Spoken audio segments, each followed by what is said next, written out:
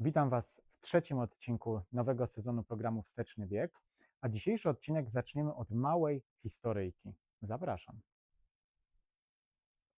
Młody, siadaj tu i słuchaj wujka. Tak, wujku, słucham. Pamiętaj, Ford, chuja Word, a Fiat jego brat. Będziesz pamiętał? Dobrze, wujku, będę pamiętał. No i właśnie dzisiaj odpowiemy sobie na pierwszy człon tej doktryny, którą usłyszeliśmy od wujka, a bohaterem naszego odcinka będzie Ford Fiesta ST 8 generacji.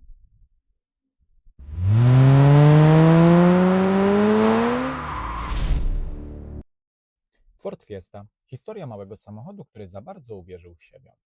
Zanim przejdziemy do tego konkretnego modelu, cofniemy się do lat 70. Był rok 72.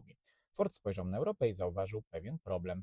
Ludzie zaczęli kupować małe samochody. Małe, tanie, oszczędne. Czyli wszystko to, czego Ford do tej pory raczej nie potrzebował.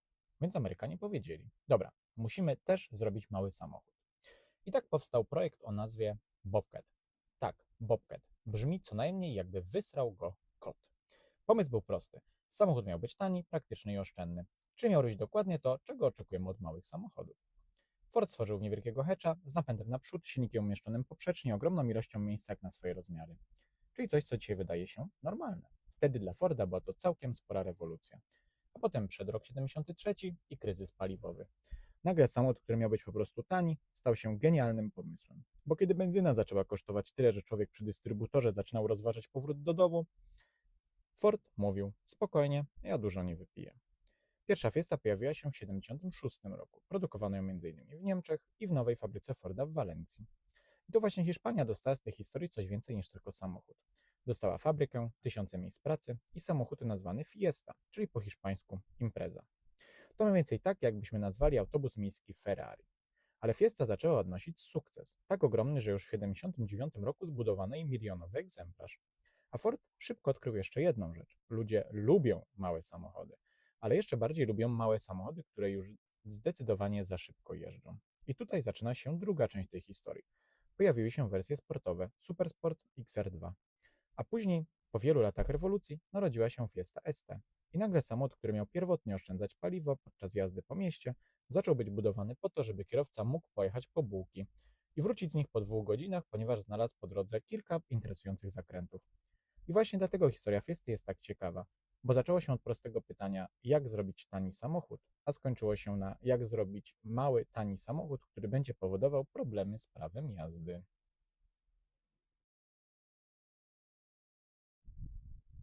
Silnik w tej bestii to 1.5 EcoBoost, silnik 3-cylindrowy i ma jedną zajebiście fajną funkcję, a mianowicie odłączanie jednego cylindra. Działa to tak, że jeżeli jedziemy sobie powoli po mieście, chociaż myślę, że rzadko takim samochodem się tak jeździ, to jeden cylinder się odłącza i dzięki temu mamy mniejsze spalanie, mniejsze obciążenie silnika. Natomiast w momencie, kiedy potrzebujemy go zbutować, automatycznie załącza się trzeci cylinder, no i mamy pełną moc. A jeżeli chodzi o moc, to zarówno w przed, jak i po lifcie było to 200 koni mechanicznych, w przedlifcie 290 Nm, natomiast w takiej wersji poliftowej to już 320, więc robi się naprawdę poważnie. A za przeniesienie napędu odpowiada skrzynia tylko i wyłącznie manualna, sześciobiegowa. Nie było tutaj w tym samochodzie automatów, także nie wiem, jak w Ameryce mogli nim jeździć. A jeżeli chodzi o napęd i przeniesienie tego napędu, Fordzik Fiesta ST miał napęd na przednią oś, natomiast opcjonalnie można było sobie dokupić szperę firmy Quaife. Szpera jest to mechanizm różnicowy o ograniczonym poślizgu. Dlatego wytłumaczę najpierw, jak coś takiego działa w formie naukowej, a później dla takich półgłówków jak ja, którzy chodzą często na siłownię. No więc, wykład fizyki. Kiedy jedziemy i mocno skręcamy w lewo, masa nie nadąża za tym skrętem pojazdu, dlatego ucieka na bardziej koło zewnętrzne, w tym momencie prawe. Ze względu na to lewe koło w zakręcie może przestać być dobrze dociążone i w efekcie, kiedy wystrzeliwujemy z zakrętu, koło lewe może zacząć nam buksować, po prostu brakuje mu masy. Żeby temu zapobiec, szpera, o której mówimy, przenosi moment obrotowy w większej ilości na koło zewnętrzne, które ma lepszą przyczepność, a my możemy wystrzelić z zakrętu i zostawić za sobą wszystkich pajacy w E36 na przykład. A teraz wersja dla półgłówków z siłowni, takich jak ja. Czyli wyobraźcie sobie, że mamy na siłowni spotera, o którego nie musicie prosić, to znaczy zawsze jest za wami, kiedy wyciskacie na ławeczce klatę. W tym momencie, kiedy tracicie siłę, nie możecie już podnieść tej sztangi, podchodzi do was ten właśnie spoter, nieproszony, nie musicie o niego krzyczeć, całuje was delikatnie w czółko, podnosi za wami sztangę, ewentualnie przy podnoszeniu jeszcze może was smyrnąć jajami po twarzy i nie macie żadnego problemu. Tak właśnie działa szpera. Czyli pomaga nam wtedy, kiedy jej najbardziej potrzebujemy, aby ten wycisk, aby ta moc była najbardziej dostarczona w odpowiednim momencie. Nie jest to typowa szpera zaspawana oczywiście, więc nie można powiedzieć, że jedno i drugie kółko będzie się kręcić tak samo. To jest bardzo inteligentny system mechaniczny, za który trzeba dopłacić, ale naprawdę robi robotę w tym Fordziku.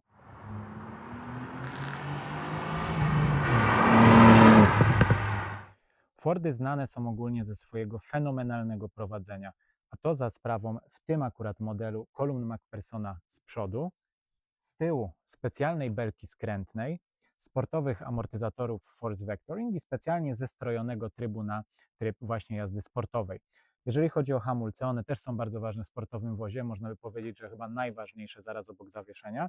Z przodu tarcze wentylowane 278 mm, natomiast z tyłu tarcze pełne 253 mm, tak aby ten bolid, ta bestia dobrze się zachowywała, dobrze hamowała i idealnie prowadziła.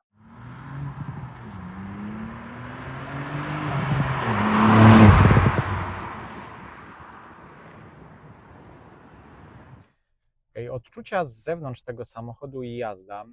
Przede wszystkim, żeby zrozumieć, jak czujesz się w tej Fieście, to opowiem i przytoczę pewną historyjkę.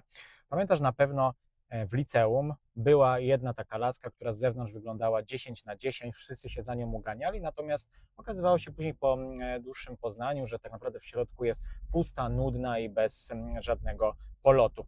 I to jest właśnie opis Forda Focusa ST, zwłaszcza tych starszych generacji, czyli z zewnątrz coś wspaniałego, więc automatycznie w środku spodziewałeś się czegoś równie wybitnego. Natomiast Fiesta to jest ta dziewczyna, z którą chodziłeś w liceum, czyli może nie była najpiękniejsza, natomiast na pewno miała stonowane, miłe, opiekuńcze i odpowiednie wnętrze. I to jest właśnie Fiesta, czyli z zewnątrz może nie porywa, natomiast w środku automatycznie przez to nie masz za dużych oczekiwań. Oczywiście dodam tutaj gwiazdkę, że jeżeli ożeniłeś się z dziewczyną z liceum, no to na pewno to była ta pierwsza piękna, tylko że miała to zajebiste wnętrze w środku. Jeżeli to mamy ustalone, to lecimy dalej. Sama ergonomia wnętrza, tutaj mam kilka uwag, przede wszystkim do przycisków do otwierania szyb. Kiedy jadę, a nie jadę nim jakby 5 minut, także już zdążyłem się przyzwyczaić, bardzo często otwieram tylne szyby zamiast przednich, więc te guziczki powinny być troszkę inaczej umiejscowione. Tutaj kieszonka jest w drzwiach, które jak otwieram na parkingu i nie chcę uderzyć nikogo z boku, no to uderzam jakby automatycznie stopą w tę kieszonkę, bo ten zakres otwierania drzwi nie jest taki duży, jak być powinien, więc tutaj jest też malutki minusik dla Forda.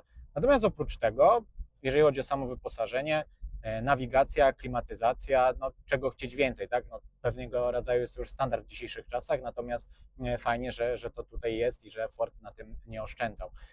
Warte podkreślenia są również fotele. Widzieliście na przebitkach, one wyglądają genialnie i również genialnie się w nich czujemy. Są głębokie kubełki, które naprawdę dobrze, bardzo dobrze trzymają. Troszkę poszaleliśmy po zakrętach i naprawdę bardzo dobrze się tutaj jedzie i nie ma takiego momentu, kiedy czulibyście, że gdzieś wypadacie z tego. No tak, na przykład teraz jedziemy, co prawda nie szybko na zakręcie, ale ja naprawdę nie czuję, żebym tutaj jakieś przeciążenia miał ogromne i żebym miał zaraz z nich wypaść. Także myślę, że duży plus ogółem dla Fiesty ST. Pojemność bagażnika w tym Fordzie to 311 litrów, a wiadomo, że takiej sportowej fury nie kupujemy po to, żeby przewozić tylko dzieci. Dlatego dzisiaj sprawdzimy, czy wygodnie w tymże bagażniku zmieszczą się dwie suki. I jak najbardziej, jak widzicie, dwie suki w formacie A4 bez problemu w tym bagażniku się mieszczą.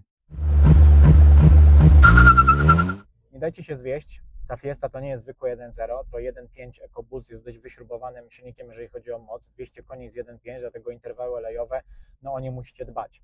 Co do tutaj łańcucha rozrządu, który jest zastosowany, 120 000 kilometrów, tak na przykład w przypadku Audi, nie traktowałbym jako absolutny mus do wymiany. Trzeba po prostu obserwować, słuchać na zimnym silniku, jak to wygląda, jeżeli chodzi o zachowanie tego łańcucha. No i jeżeli kupujecie go z drugiej ręki, to na pewno trzeba zobaczyć, jaka była historia wymiany oleju właśnie przez poprzedniego właściciela, tak aby się po prostu nie naciąć.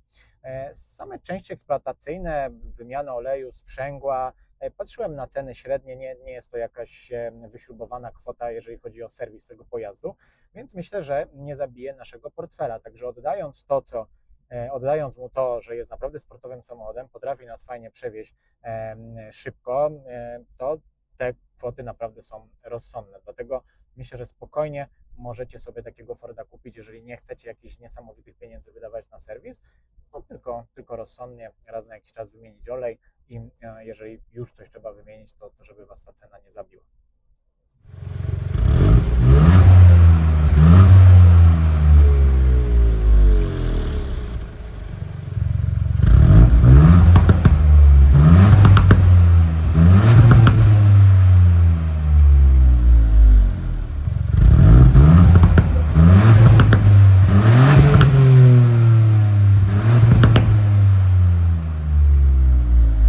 No a tak ze środka jeszcze dodam, że tego odcinka nie sponsoruje firma Semar z Żywca, która produkuje trumny kremacyjne, a ich strona internetowa to www.trumnykremacyjne.pl. Natomiast nie jest to odcinek sponsorowany, dlatego nie mówię, żebyście weszli na stronę www.trumnykremacyjne.pl, ale zapaszek naprawdę zacny. W tym samochodzie, tak jak w Audi, również mamy kontrolę startu. Obsługuje się troszkę inaczej. Jest kilka założeń, między innymi silnik musi być rozgrzany, olej zarówno jak i silnik. Tutaj mamy wszystko OK, więc ten launch control powinien nam się załączyć. A jak go włączamy? Wchodzimy sobie w menu, w ustawienia, włączamy kontrolę startu. Wtedy na dole na wyświetlaczu powinien nam pojawić się symbol LC od Launch Control, tak? Czyli teraz ta procedura startu jest uruchomiona. Powinniśmy wrzucić jedynkę, obie ręce na kierownicy, dodajemy gazu, poczekamy aż samochód troszkę zbuduje nam boosta, no i dynamicznie puszczamy sprzęgło.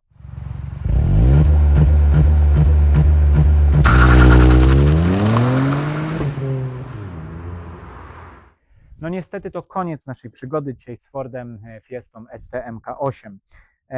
Ta przygoda była bardzo ciekawa. Myślę, że w Polsce za bardzo koncentrujemy się na wagach innych niemieckich samochodach, a za mało rozglądamy się za czymś innym. Przynajmniej ja tak robię. Dlatego przejażdżka takim Fordem otworzyła mi oczy na pewne kwestie, przede wszystkim związane z prowadzeniem. Mówi się, że Fordy idealnie się prowadzą, że są dobrze zestrojone i ja to potwierdzam. Świetna reakcja na kierownicę, bardzo dobrze zestrojone zawieszenie. Moc, która tutaj jest, rzeczywiście jest rozsądnie oddawana poprzez zastosowanie szpery. Mimo że jest to samochód przednionapędowy, to naprawdę dobrze się to odbija od drogi. Więc, czy kupiłbym takiego Forda? Myślę, że gdybym miał siano, to bym sobie kupił 5 drzwi, fajne fotele, fajne wnętrze, dobra moc, naprawdę ciekawe zastosowane zabiegi, na przykład ten dwucylindrowa jazda przy odłączeniu trzeciego cylindra, gdzie to spalanie naprawdę spada i można tym fajnie pojeździć. No więc, czy Ford jest chuja Wort? Myślę, że nie. I nasi wujkowie się mylili. Ford nie jest chuja Wort. A czy Fiat jego brat? O tym może przekonamy się w przyszłych odcinkach. Tymczasem dziękuję Ci za spędzenie ze mną tego popołudnia, wieczoru, może poranka, a może siedzisz na kiblu i srasz i mnie też oglądasz, jest jak jest. Zapraszam Cię do następnych odcinków. Proszę Cię o poszerowanie tego odcinka, o subskrypcję, kliknięcie tego dzwoneczka, zostawienie lajka i komentarz. Dziękuję, do zobaczenia.